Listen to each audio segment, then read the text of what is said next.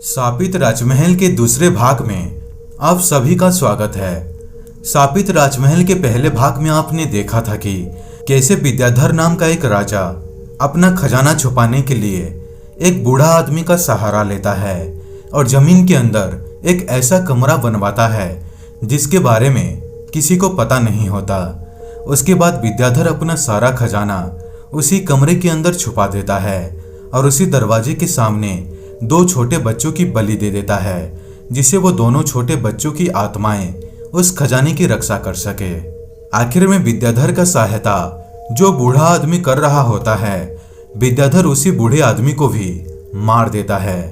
कुछ दिनों बाद विद्याधर को भी अपने ही आदमी मार देते हैं। विद्याधर के मौत के 3 दिन बाद उसी राजमहल में विद्याधर का आत्मा भटकने लगता है। दोस्तों, अगर आपने अभी तक शापित राजमहल का पहला भाग नहीं देखा है तो जरूर देख लीजिए, नहीं तो ये कहानी आपको समझ नहीं आएगा। अब आगे 400 साल बाद एक लाइब्रेरी में इस कहानी को आदित्य नाम का एक लड़का पढ़ रहा होता है। इस कहानी को पढ़ने के बाद आदित्य शापित राजमहल के बारे में पता लगाने लगता है। दरअसल आदित्य के पास एक बहुत पुराना किताब होता है जिस पर उस राजमहल के बारे में लिखा हुआ होता है और आदित्य इस राजमहल के बारे में और बातें जानने के लिए लाइब्रेरी गया होता है।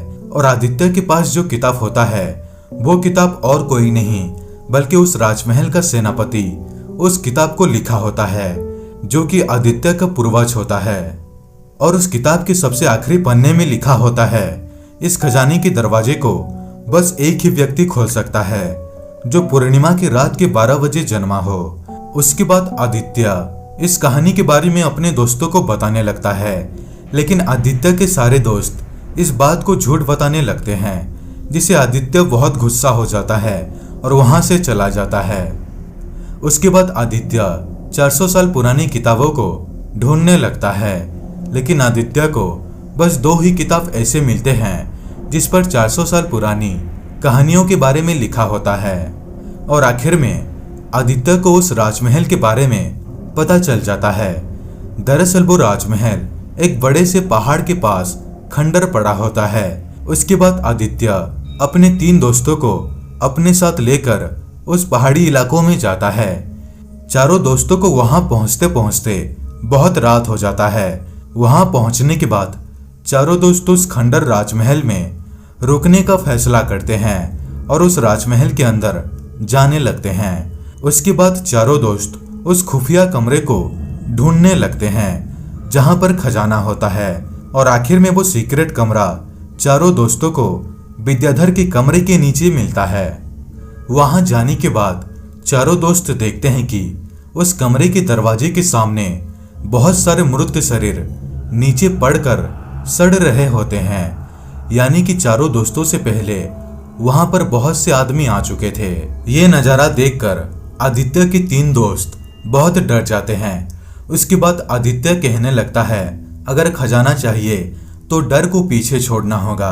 उसके बाद आदित्य अपने एक दोस्त को एक मंत्र देकर कहता है, इस मंत्र का जाप करते हुए इस दरवाजे को खोलो। उसके बाद जैसे ही वो दरवाजे को खोलने का कोशिश करता है तभी तीनों दोस्तों का टॉर्च लाइट ऑफ हो जाता है। उसके बाद जैसे ही आदित्य टॉर्च लाइट ऑन करता है तो तीनों दोस्त देखते हैं कि जो दरवाजा खोल रहा होता है उसका सिर धड़ से अलग हो गया है और वो जमीन पर गिरकर तड़प रहा है। ये देखकर तीनों दोस्त बहुत डर जाते हैं, लेकिन उसके बाद भी आदित्य कहता है, यहाँ से खजाना लेकर ही जाएंगे। उसके बाद आदित्य जैसे ही अपना टॉर्च लाइट को दरवाजे पर करता है तो दरवाजे के दोनों साइड पर 2 छोटे बिना सिर वाले बच्चे खड़े होते हैं, जिसे देखकर तीनों दोस्त थर थर कांपने लगते हैं। लेकिन आदित्य बिना डरे उस मंत्र का जाप करते हुए दरवाजे को खोलने का कोशिश करता है और आखिर में दरवाजा खुल जाता है। दरअसल आदित्य एक ऐसा लड़का होता है जो पूर्णिमा की रात को जन्मा होता है और राजा विद्याधर भी पूर्णिमा की रात को जन्मा होता है और इसलिए आदित्य उस दरवाजे को खोल पाता है। दोस्तों, ये वीडियो कैसा लगा नीचे कमेंट करके जरूर बताना। दोस्तों अगर वीडियो अच्छा लगा हो तो वीडियो को लाइक करें, शेयर करें और इस चैनल को सब्सक्राइब करना बिल्कुल भी ना भूलें। तो दोस्तों मिलते हैं अगले वीडियो में, तब तक के लिए धन्यवाद।